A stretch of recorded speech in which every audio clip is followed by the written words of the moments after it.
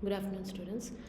I have taken you across the two case laws, important case laws in my previous session about Keshwananda Bharati case. That is, the Supreme Court has given landmark judgments. I have already explained you why that particular sections have been come across with certain articles which has been given by the Supreme Court, and why it is important and why it is a landmark judgment which has been given across. Let's come across here what are the different Supreme Court judges which has been given on other case laws. So I'll be taking you across the different case laws which has been given. Before going further, I just highlight you about why our Supreme Court has given the landmark judgments here about different case laws which I have discussed earlier, and what I'm going to discuss it in the further slides, what I'm going to present now. So basically, why the Supreme Court has given the certain landmark judgment is that in future, if anybody is coming across certain issues or certain platforms where they need to protect themselves, it can be any cases. Okay, it can be the family cases, or it can be the central government or state government issues. The main thing is they need to get protected. So as the judicial officers, they need to look into all these the landmark judgments and give decisions on such things. So these are the basic case laws which is being come across after certain issues. So immediately the decisions cannot be taken across. So depends on the cases, or depends on what are the issues which has happened earlier. According to that, the case laws will be taken across and the judgments will be given. So as a Supreme Court, they look into all the criterias, all the platforms, why it is come across, and what are the different judgments can be given. So let's see here the further what are the two case laws, important case laws which is given by the Supreme Court. This is about the main important case laws which is about the divorce case. Okay, which they, as it says about the Muslim laws, they are different laws between the Hindu law and a Muslim law, okay, and a Christian law. So they have different laws which is being given when I say about Muslim, Christians and Hindus. So each one, no, they have their own marriage criterias, and if a divorced woman is there, what are the different platforms which can be given? If it is a maintenance or the alimony which is being given to a woman. So let's see what is this case law speaks about. It's between Muhammad Ahmad Khan versus Shah Bano Begum, which was declared in 1985. Okay, so this case law, no, it's basically about a Muslim, okay, where the Shah Bano was being divorced by Muhammad Ahmad since in the 1985. So this, if you see, what is the main the case law is all about is about the Shah Bano case in 1985. The talaq and maintenance is very important. As you all know, in the Muslim laws, no, they have been stated that if talaq is been pronounced, okay, 3 times, there's a divorce which has been given. So this was the issue, okay, and the Supreme Court were looking into that. And Supreme Court, no, there'll be not one judicial officer will be seated to give up the decisions. There'll be 5 or 7 judicial officers will be seated to declare a certain decisions which is being given. And they look into the matters very eagerly before giving our decisions. So that is very important because it's about different religions and how it will be considered even for the general public or the other the caste or other religions as well. So it's about the equality, what should be given and what should be pronounced, and personal laws and uniform civil laws. So that is very important here. The Shah Bano case, which was in the year 1985, which pronounces about the landmark court battle. Okay, this is very important because Shah Bano was the lady, okay, a single lady, which she fought for her justice of getting a maintenance. Okay, so this is a comprehensive breakdown of the Supreme Court verdict on divorced Muslim women right to seek the maintenance under section 125 CRPC. What is this 125 CRPC is about? Getting a maintenance. Okay, the woman should get a maintenance after her divorce. Okay, so what is this basic law is, because yes, we get a maintenance like after the maintenance under 125 CRPC, but after divorce, okay, what is the criteria of giving the maintenance from the husband side? Okay, that is very important. So there's a ruling there. Now the Supreme Court has ordered after this case law that it can be anybody. It can be a Muslim, a Hindu, or a Christian. Okay, after a divorce, they can get a maintenance according to section 125 CRPC, because if you see Shah Bano, no, she had 5 children. Okay, they had 5 children where she needs to take care about them, and she was not able to do it because as a single mom or single lady, she cannot take away taking up the work and doing it. So she needs some maintenance from her husband's side. Okay, so that will be given till she gets remarried. She gets remarried. If she's not get remarried and she's not able to maintain herself and her children, it is a duty of the husband to give the maintenance again under section 125 CRPC. So that is very important, which is given by the Supreme Court and the verdict which was passed. So this is a main important case law which is being given here. Okay, that's about the divorce case which is being provided. In 1985, the Supreme Court of India ruled in favor of Muslim divorce Shah Bano, declaring that her husband should give her alimony. Muslim fundamentals in India treated it as encroachment in Muslim personal law and protected against it. Okay, so it is about they were against that. Okay, they were saying like why it should be done and what are the things what is required here for her to go for it. So that was a case, and that was a main thing what was going on, because if I tell there, it's only about the Muslims and they favoring about what are their laws, what are their duties, what is required. But she fought for saying that no, I required it because she cannot take care about herself and the children's. Okay, so that was the main thing here. Okay, if you see here, it's about the two things. What was the argument between the both? Okay, what was the both arguments were there?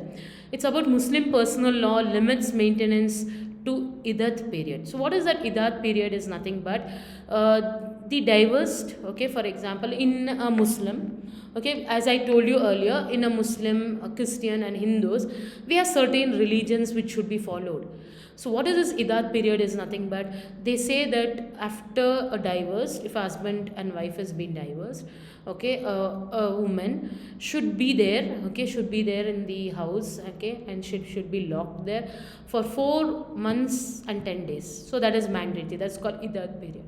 Okay, why that iddat period is due to certain things, because if they want to rejoin with her husband again, so they give a time gap, okay, to go through that, or any other thing. If she wants to think about a remarriage, she should wait for that iddat period, that's 4 months or 10 days. Okay, for example, if she declares to be that is pregnant, okay, because of her first husband, it will be declared because she should go to for a remarriage.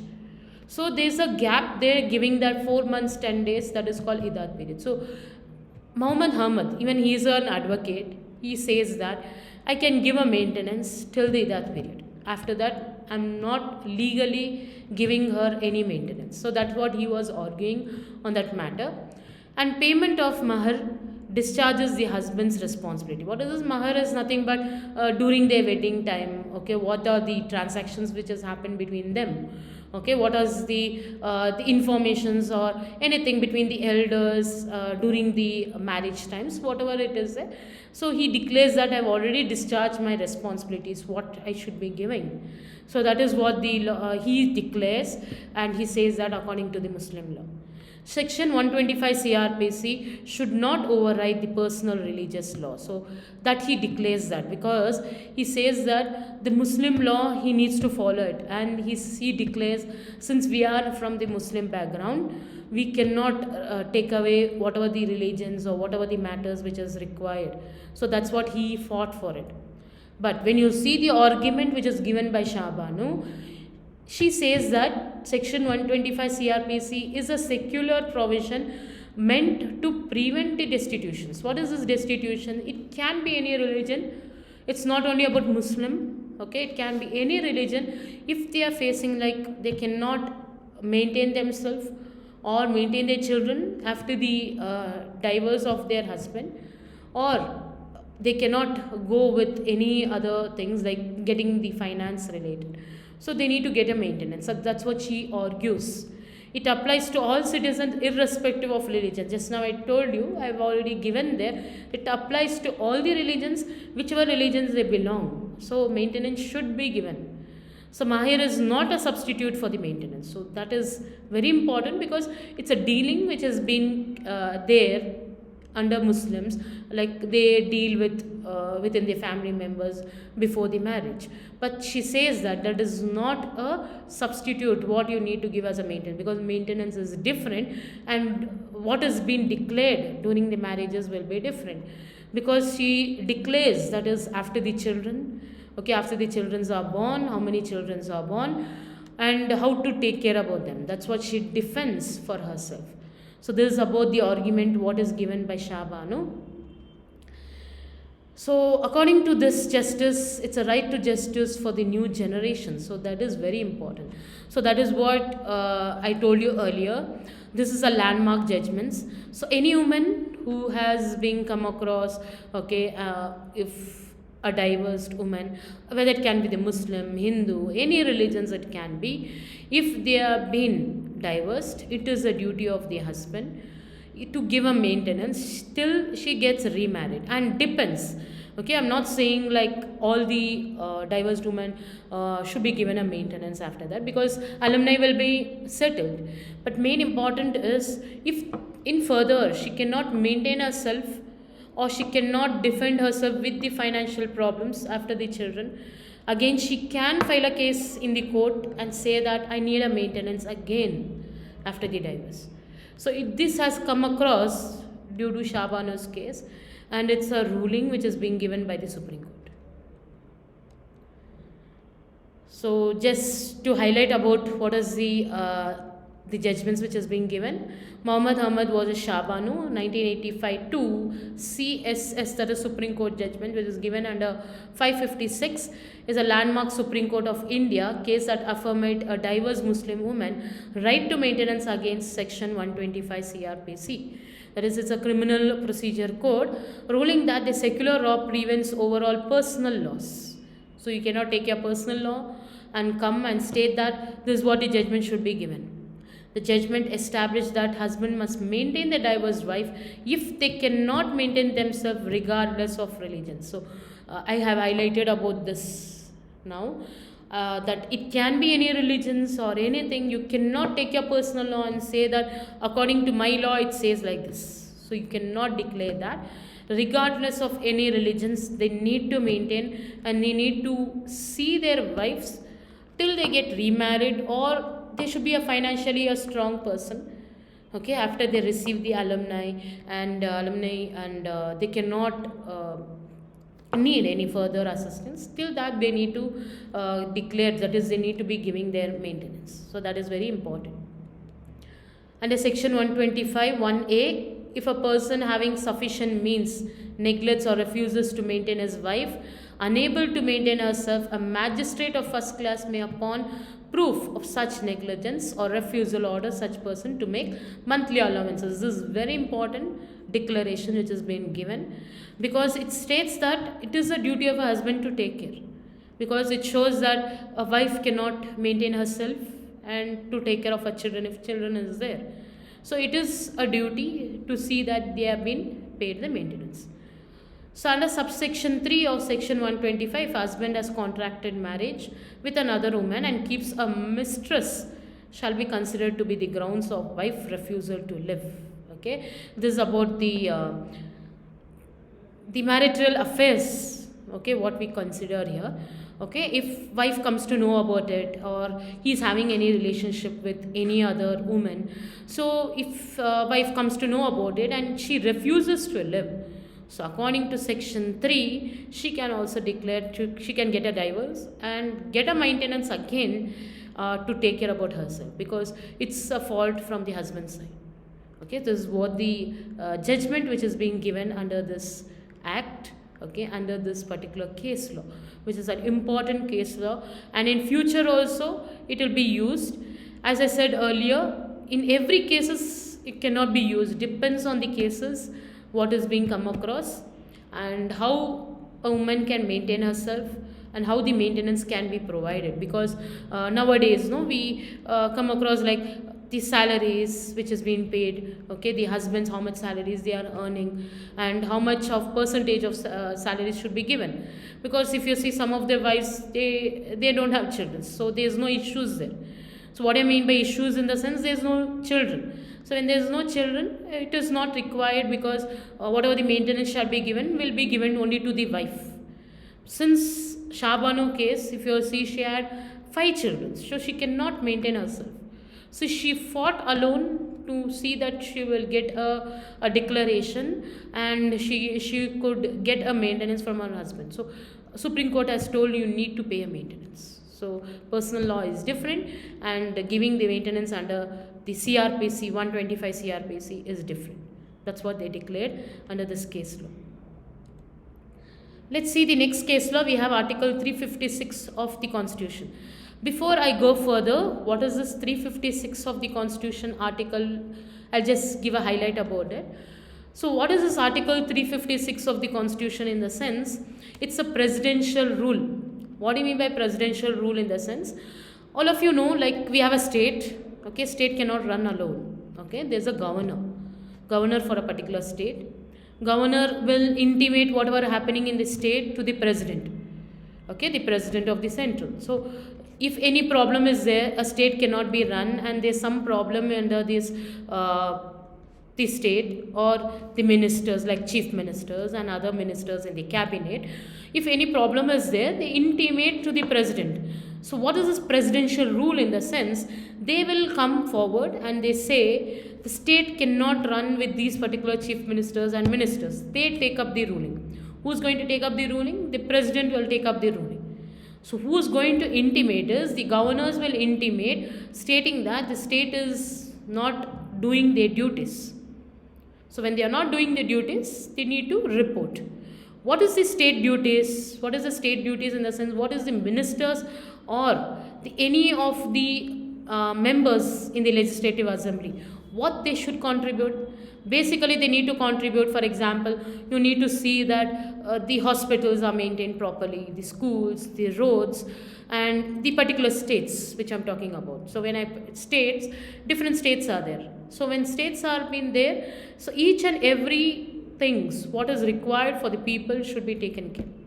If they are appointing any government officers, the judicial officers, or any of the higher posts, it can be the IAS officers, IPS officers, they need to go according to the procedure. What is the constitutional provisions are being laid down. If the particular states or legislative assemblies are not following it, it is a duty of the governor to report to the president, and presidential rules will involve against the particular state and state that they are not going to continue with that particular states. So again it will be dissolved and they call upon the meeting and they will start again with the new elections. So this is about the 356 article of the Constitution. So I will take you further what does this Constitution speaks about, and this again a landmark judgment which is being given. S.R. Bommai versus Union of India. So S.R. Bommai was a chief minister in Karnataka. In the year 1989 it was dissolved due to certain issues. In 1988, okay, the 31st July 1988, he was declared as a chief minister, and the governor was Pemmaya. P. Venkataramaya was a governor there in that particular state, in that particular year. So what has happened is he was not given a ground to speak. Okay, what has happened? So basically what is it in the sense, how many members are there, how many ministers were there, and what was going against. As I said earlier, there are certain constitutional provisions which they need to follow. Okay, so they didn't give a floor. What do you mean by floor meeting? In the sense they should call for a legislative assembly. The governor should call and ask what is the problem and what is coming across. But that was not called. Directly, governor reported to the president, and central government has came. They involved and they say the particular state should be closed, or again the election should be happening. So that was the main problem. What was the issue in this SR Bommai case? But the judgment has given that the floor assembly should have been done. Since the floor assembly is not done, they declared the central government cannot be involved. Okay, this is a basic case law. What it declares that central and state governments always cannot be involved. Okay, central government cannot involve with the states. So that is the main problem what has happened here. So what is the main significance? What you see here is the SR Bommai case gives one of the landmark judgment of the Supreme Court regarding the basic structure doctrine as well as the misuse of Article 356. As I said, what is Article 356? It's about the presidential rule involving in the state. So they cannot always involve it since taking the words of the governor.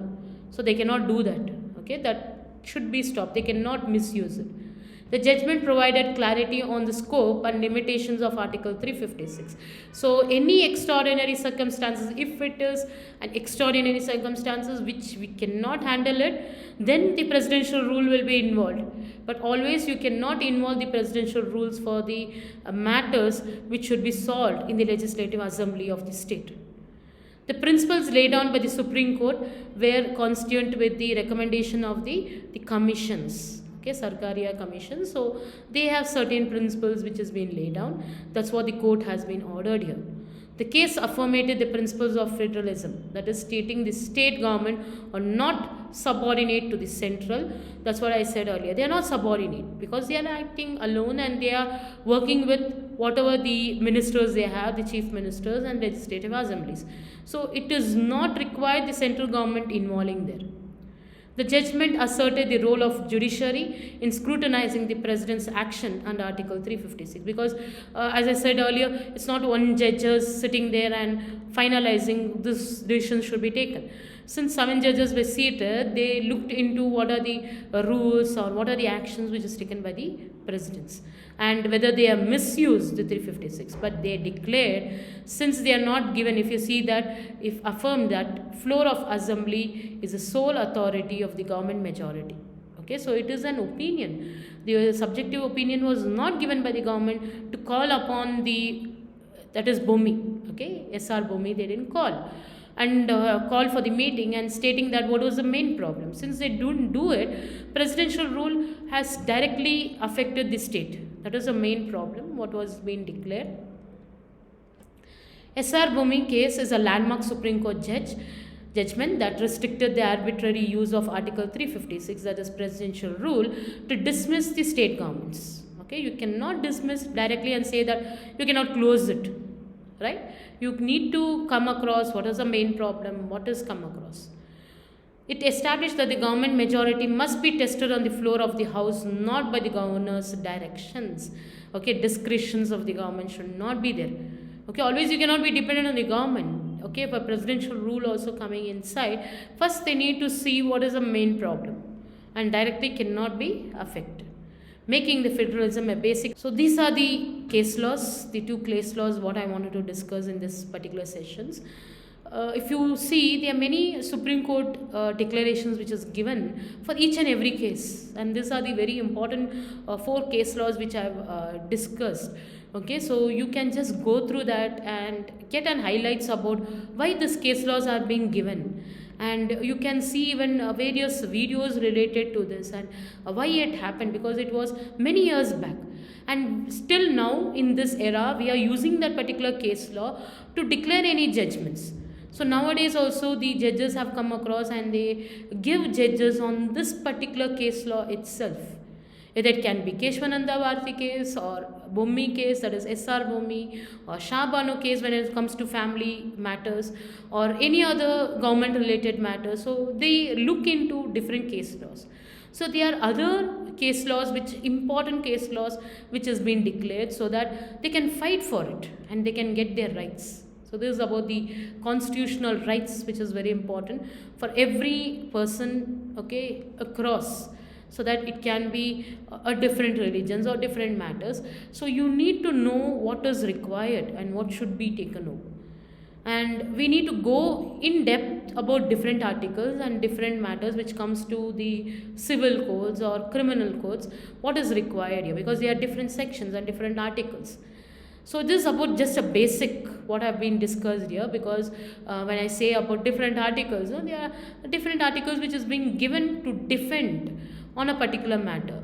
But when you want to know in detail, you can just go through about different the Supreme Court declarations of judgments which is given earlier. So these are the earlier matters, like it can be 1988, 1985 case laws or 1965 case laws. So it has been given to declare or defend among ourselves. I think you have been understood what are the basic structures of it. I'll end up with these sessions. Thank you.